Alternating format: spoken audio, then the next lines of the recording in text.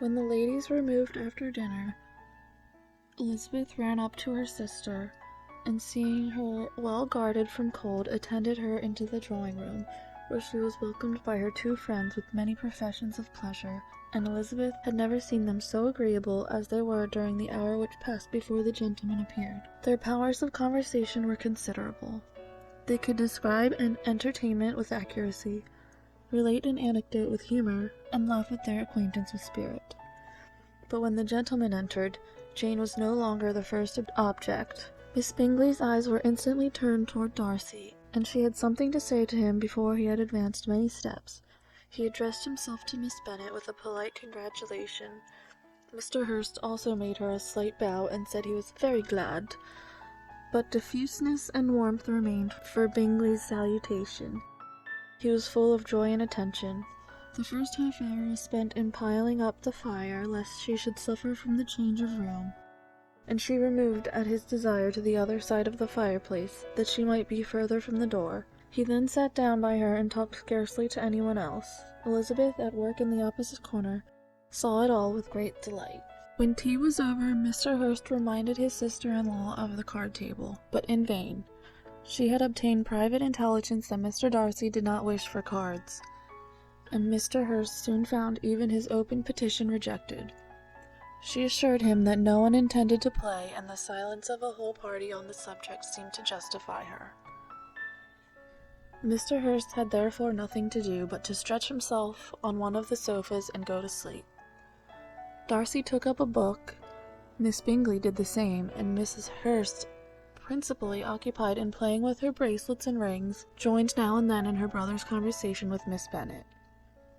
Miss Bingley's attention was quite as much engaged in watching Mr. Darcy's progress through his book as in reading her own, and she was perpetually either making some inquiry or looking at his page. She could not win him, however, to any conversation. He merely answered her question and read on. At length, quite exhausted by the attempt to be amused with her own book, which she had only chosen because it was the second volume of his, she gave a great yawn and said, "How pleasant it is to spend an evening in this way! I declare, after all, there is no enjoyment like reading. How much sooner one tires of anything than a book! When I have a house of my own, I shall be miserable if I have not an excellent library." No one made any reply. Then she yawned again, threw aside her book, and cast her eyes round the room in quest for some amusement, when hearing her brother mentioning a ball to Miss Bennet, she turned suddenly towards him and said, "By the by, Charles, are you really serious in meditating a dance at Netherfield? I would advise you, before you determine on it, to consult the wishes of the present party. I am much mistaken if there are not some among us whom a ball would rather be a punishment than a pleasure." "If you mean Darcy," cried her brother, "he may go to bed, if he chooses, before it begins. But as for the ball, it is quite a settled thing, and as soon as Nichols has made white soup enough, I shall send round my cards." "I should like balls infinitely better," she replied, "if they were carried on in a different manner, but there is something insufferably tedious in the usual process of such a meeting. It would surely be much more rational if conversation instead of dancing were made the order of the day." "Much more rational, my dear Caroline, I dare say, but it would not be near so much like a ball." Miss Bingley made no answer, and soon afterwards she got up and walked about the room. Her figure was elegant, and she walked well, but Darcy, at whom it was all aimed, was still inflexibly studious. In the desperation of her feelings she resolved on one effort more, and turning to Elizabeth said, "Miss Eliza Bennet, let me persuade you to follow my example and take a turn about the room. I assure you it is very refreshing after sitting so long in one attitude." Elizabeth was surprised, but agreed to it immediately. Miss Bingley succeeded no less in the real object of her civility. Mr. Darcy looked up. He was as much awake to the novelty of attention in that quarter as Elizabeth herself could be, and unconsciously closed his book. He was directly invited to join their party, but he declined it, observing that he could imagine but two motives for their choosing to walk up and down the room together, with either of which motives his joining them would interfere. What could he mean? She was dying to know what could be his meaning, and asked Elizabeth whether she could at all understand him. "Not at all," was her answer. But depend upon it, he means to be severe on us, and our surest way of disappointing him will be to ask nothing about it. Miss Bingley, however, was incapable of disappointing Mr. Darcy at anything, and persevered therefore in requiring an explanation of his two motives. "I have not the smallest objection to explaining them," said he, as soon as she allowed him to speak. "You either choose this method of passing the evening because you are in each other's confidence, and have secret affairs to discuss, or because you are conscious that your figures appear to the greatest advantage in walking. If the first, I would be completely in your way, and if the second, I can admire you much better as I sit by the fire." "Oh, shocking!" cried Miss Bingley. "I never heard anything so abominable. How shall we punish him for such a speech?" "Nothing so easy, if you have but the inclination," said Elizabeth. "We can all plague and punish one another. Tease him, laugh at him. Intimate as you are, you must know how it is to be done." "But upon my honour, I do not. I do assure you that my intimacy has not yet taught me that. 'Tis calmness of matter and presence of mind. No, no. Feel he may defy us there. And as to laughter, we will not expose ourselves, if you please, by attempting to laugh without a subject. Mr. Darcy may hug himself." "Mr. Darcy is not to be laughed at," cried Elizabeth. "That is an uncommon advantage, and uncommon I hope it will continue, for it would be a great loss to me to have many such acquaintances. I dearly love a laugh." "Miss Bingley," said he, "has given me more credit than can be, the wisest and the best of men. Nay, the wisest and best of their actions may be rendered ridiculous by a person whose first object in life is a joke." "Certainly," replied Elizabeth. "There are such people, but I hope I am not one of them.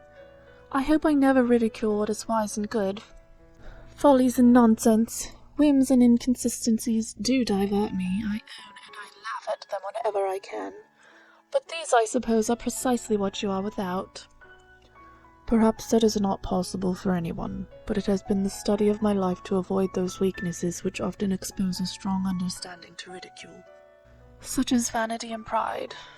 "Yes, vanity is a weakness indeed, but pride, where there is a real superiority of mind, pride will always be under good regulation." Elizabeth turned away to hide a smile. "Your examination of Mr. Darcy is over, I presume," said Miss Bingley. "And pray, what is the result?" "I am perfectly convinced by it that Mr. Darcy has no defect. He owns it himself without disguise." "No," said Darcy, "I have made no such pretension. I have faults enough, but they are not, I hope, of understanding. My temper I dare not vouch for. It is, I believe, too little yielding, certainly too little for the convenience of the world. I cannot forget the follies and vices of others so soon as I ought, nor their offences against myself. My feelings are not puffed about with every attempt to move them. My temper would perhaps be called resentful. My good opinion once lost is lost forever." "That is a failing indeed," cried Elizabeth. "Implacable resentment is a shade in character, but you have chosen your fault well.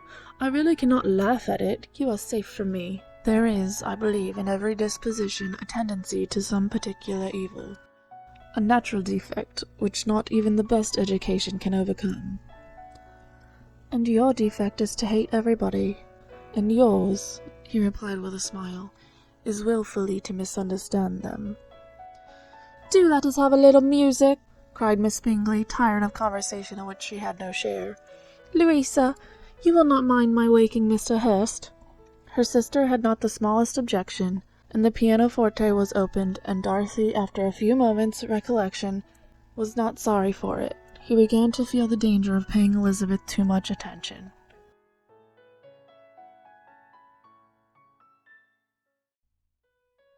In consequence of an agreement between the sisters, Elizabeth wrote the next morning to their mother to beg that the carriage might be sent for them in the course of the day. But Mrs. Bennet, who had calculated on her daughters remaining at Netherfield till the following Tuesday, which would exactly finish Jane's week, could not bring herself to receive them with pleasure before. Her answer, therefore, was not propitious. at least not to Elizabeth's wishes, for she was impatient to get home. Mrs. Bennet sent them word that they could not possibly have the carriage before Tuesday, and in her postscript it was added that if Mr. Bingley and his sister pressed them to stay longer, she could spare them very well. Against staying longer, however, Elizabeth was positively resolved, nor did she much expect it would be asked, and fearful, on the contrary, as being considered as intruding themselves needlessly long. She urged Jane to borrow Mr. Bingley's carriage immediately, and at length it was settled that their original design of leaving Netherfield that morning should be mentioned, and the request made. The communication excited many professions of concern, and enough was said of wishing them to stay at least till the following day to work on Jane. Until the morrow their going was deferred. Miss Bingley was then sorry that she had proposed the delay, for her jealousy and dislike of one sister much exceeded her affection for the other. The master of the house heard with real sorrow that they were to go so soon, and repeatedly tried to persuade Miss Bennet that it would not be safe for her, that she was not enough recovered, but Jane was firm where she felt herself to be right. To Mr. Darcy it was welcome intelligence. Elizabeth had been at Netherfield long enough. She attracted him more than he liked, and Miss Bingley was uncivil to her, and more teasing than usual to himself. He wisely resolved to be particularly careful that no sign of admiration should now escape him, nothing that could elevate her with the hope of influencing his felicity, sensible that if such an idea had been suggested, his behavior during the last day must have material weight in confirming or crushing it. Steady to his purpose, he scarcely spoke 10 words to her through the whole of Saturday, and though they were at one time left by themselves for half an hour, he adhered most conscientiously to his book, and would not even look at her. On Sunday, after morning service, the separation, so agreeable to almost all, took place. Miss Bingley's civility to Elizabeth increased at last very rapidly, as well as her affection for Jane. And when they parted, after assuring the latter of the pleasure it would always give her to see her either at Longbourn or Netherfield, and embracing her most tenderly, she even shook hands with the former, Elizabeth took leave of the whole party in the liveliest of spirits. They were not welcomed home very cordially by their mother. Mrs. Bennet wondered at their coming, and thought them very wrong to give so much trouble, and was sure Jane would have caught cold again. But their father, though very laconic in his expressions of pleasure, was really glad to see them. He had felt their importance in the family circle. The evening conversation, when they were all assembled, had lost much of its animation, and almost all its sense by the absence of Jane and Elizabeth. They found Mary, as usual, deep in the study of thoroughbass and human nature, and had some extracts to admire, and some new observations of threadbare morality to listen to. Catherine and Lydia had information for them of a different sort. Much had been done, and much had been said in the regiment since the preceding Wednesday. Several of the officers had dined lately with their uncle. A private had been flogged, and it had actually been hinted that Colonel Forster was going to be married.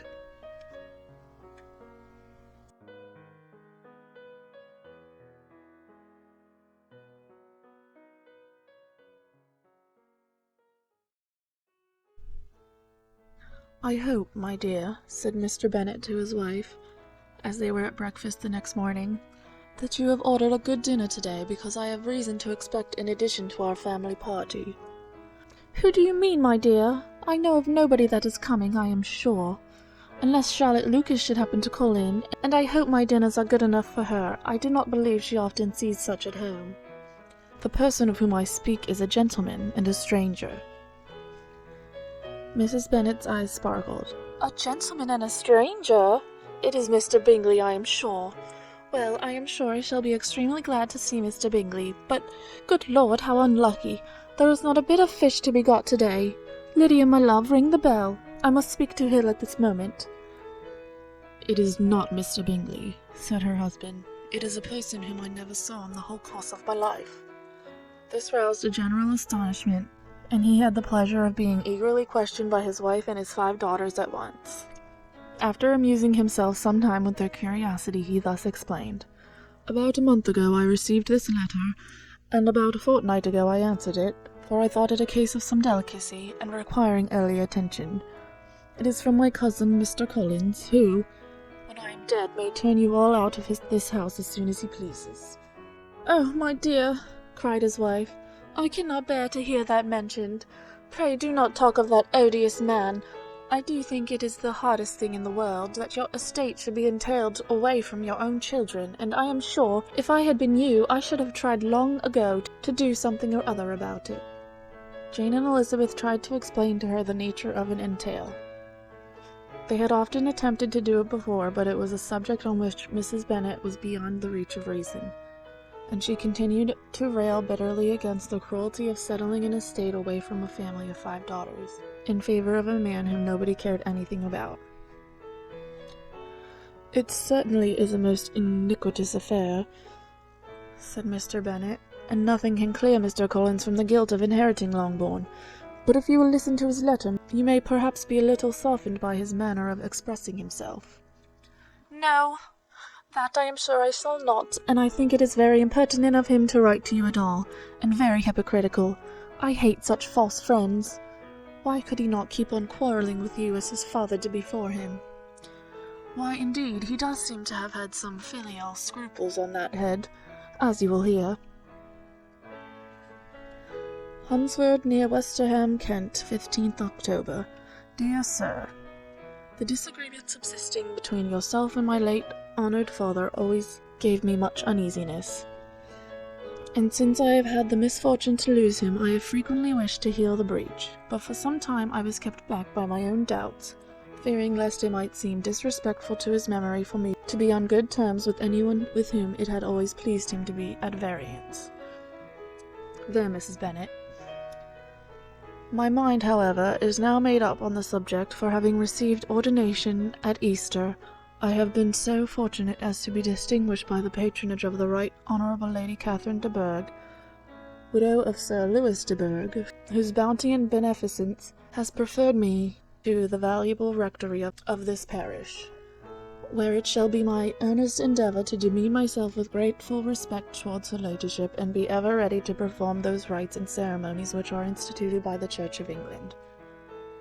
As a clergyman, moreover, I feel it my duty to promote and establish the blessing of peace in all families within the reach of my influence, and on these grounds I flatter myself that my present overtures are highly commendable, and that the circumstances of my being next in the entail of Longbourn estate will be kindly overlooked on your side, and not lead you to reject the offered olive branch.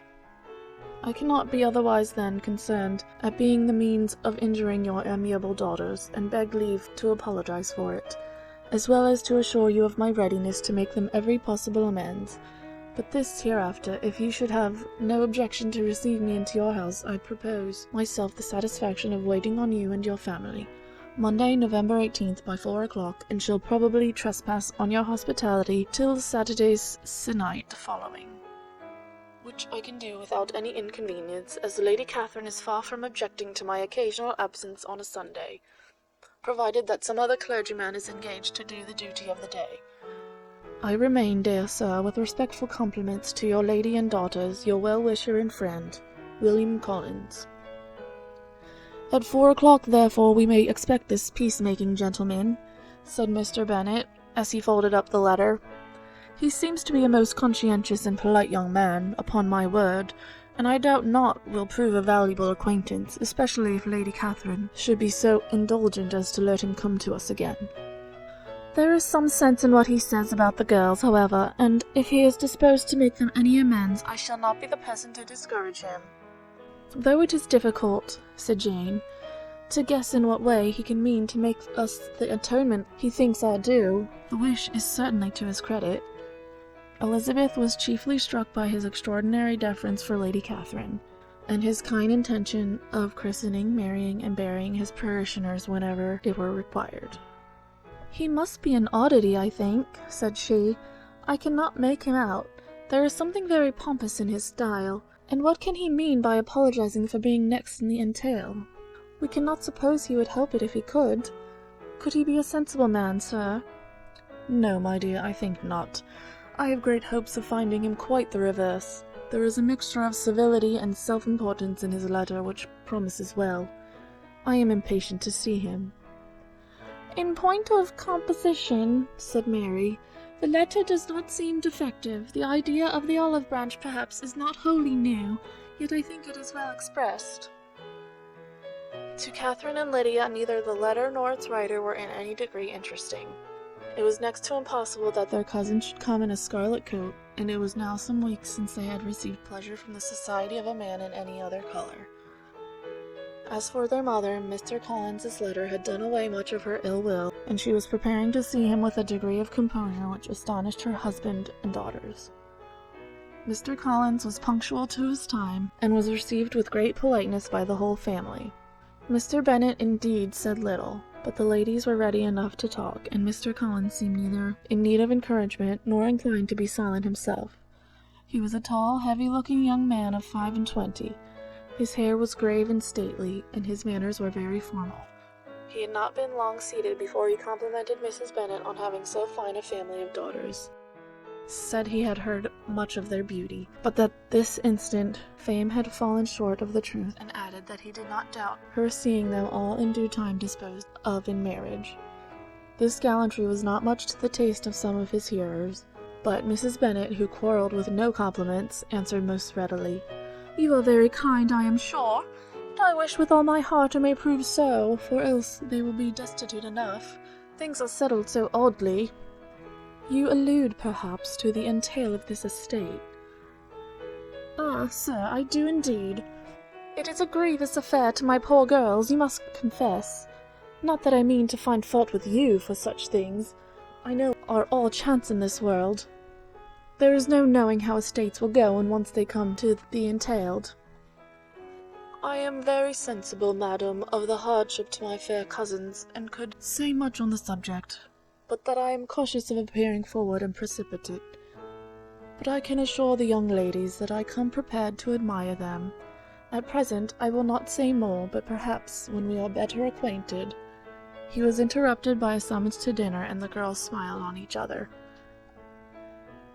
They were not the only objects of Mr. Collins's admiration. The hall, the dining room, and all its furniture were examined and praised, and his commendation of everything would have touched Mrs. Bennet's heart, but for the mortifying supposition of his viewing it all as his own future property. The dinner, too, in its turn was highly admired, and he begged to know which of his fair cousins the excellency of its cooking was owing. He was set right there by Mrs. Bennet, who assured him with some asperity that they were very well able to keep a good cook, and that her daughters had nothing to do in the kitchen. He begged pardon for having displeased her. In a softened tone she declared herself not at all offended, but he continued to apologize for about a quarter of an hour.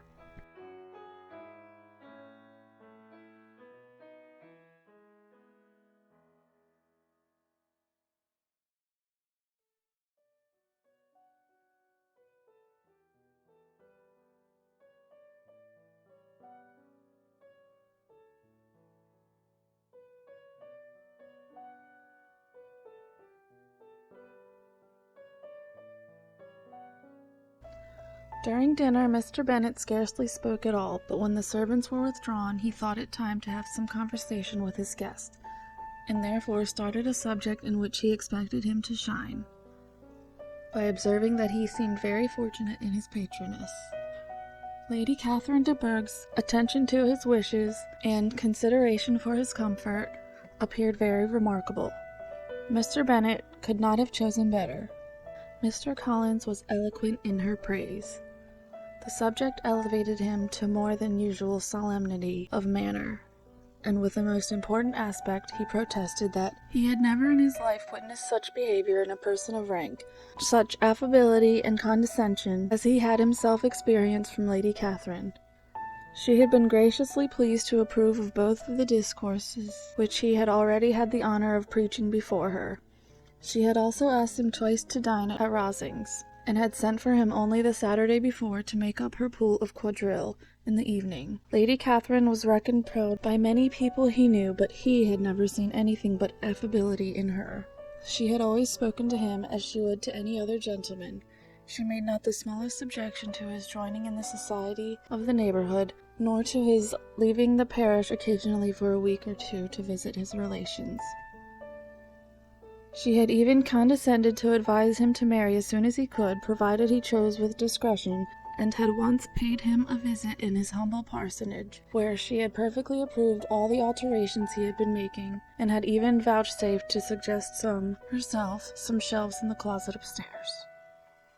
"That is all very proper and civil, I am sure," said Mrs. Bennet, "and I dare say she is a very agreeable woman. It is a pity that great ladies in general are not more like her. Does she live near you, sir?" "The garden in which stands my humble abode is separated only by a lane from Rosings Park, her ladyship's residence." "I think you said she was a widow, sir. Has she any family?" "She has only one daughter, the heiress of Rosings, and a very extensive property." "Ah," said Mrs. Bennet, shaking her head, "then she is better off than many girls. And what sort of young lady is she? Is she handsome?" "She is a most charming young lady indeed. Lady Catherine herself says that, in point of true beauty, Mr. Berg is far superior to the handsomest of her sex, because there is that in her features which marks the young lady of distinguished birth. She is unfortunately of a sickly constitution, which has prevented her from making that progress in many accomplishments which she could not have otherwise failed of, as I am informed by the lady who superintended her education, and who still resides with them. But she is perfectly amiable, and often condescends to drive by my humble abode in her little phaeton and ponies." "Has she been presented? I do not remember her name among the ladies at court." "Her indifferent state of health unhappily prevents her being in town, and by that means, as I told Lady Catherine one day, has deprived the British court of its brightest ornaments. Her ladyship seems pleased with the idea, and you may imagine that I am happy on every occasion to offer those little delicate compliments which are always acceptable to ladies. I have more than once observed to Lady Catherine that her charming daughter seemed born to be a duchess, and that the most elevated rank, instead of giving her consequence, would be adorned by her. These are the kind of little things which please her ladyship, and it is a sort of attention which I conceive myself peculiarly bound to pay." "You judge very properly," said Mr. Bennet, "and it is happy for you that you possess the talent of flattering with delicacy. May I ask whether these pleasing attentions proceed from the impulse of the moment, or are the result of previous study?" "They arise chiefly from what is passing at the time, and though I sometimes amuse myself with suggesting and arranging such little elegant compliments as may be adopted to ordinary occasions, I always wish to give them as unstudied an air as possible." Mr. Bennet's expectations were fully answered. His cousin was as absurd as he'd hoped, and he listened to him with the keenest enjoyment, maintaining at the same time the most resolute composure of countenance, and, except in an occasional glance at Elizabeth, requiring no partner in his pleasure. By tea-time, however, the dose had been enough, and Mr. Bennet was glad to take his guest into the drawing-room again, and when tea was over, glad to invite him to read aloud to the ladies. Mr. Collins readily assented, and a book was produced. But on beholding it, for everything announced it to be from the circulating library, he started back, and begging pardon, protested that he had never read novels. Kitty stared at him, and Lydia exclaimed. Other books were produced, and after some deliberation he chose Fordyce's Sermons. Lydia gaped as he opened Solemnity, read 3 pages. She interrupted him with, "Do you know, mamma, that my Uncle Phillips talks of turning away Richard, and if he does, Colonel Forster will hire him? My aunt told me so herself on Saturday. I shall walk to Meryton tomorrow to hear more about it, and to ask when Mr. Denny comes back from town." Lydia was bid by her 2 eldest sisters to hold her tongue, but Mr. Collins, much offended, laid aside his book and said, "I have often observed how little young ladies are interested by books of a serious stamp, though written solely for their benefit. It amazes me, I confess, for certainly there can be nothing so advantageous to them as instruction. But I will no longer importune my young cousin." Then, turning to Mr. Bennet, he offered himself as his antagonist at backgammon. Mr. Bennet accepted the challenge, observing that he acted very wisely in leaving the girls to their own trifling amusements. Mrs. Bennet and her daughters apologized most civilly for Lydia's interruption, and promised that it should not occur again, if he would resume his book. But Mr. Collins, after assuring them that he bore his young cousin no ill will, and should never resent her behaviour as any affront, seated himself at another table with Mr. Bennet, and prepared for backgammon.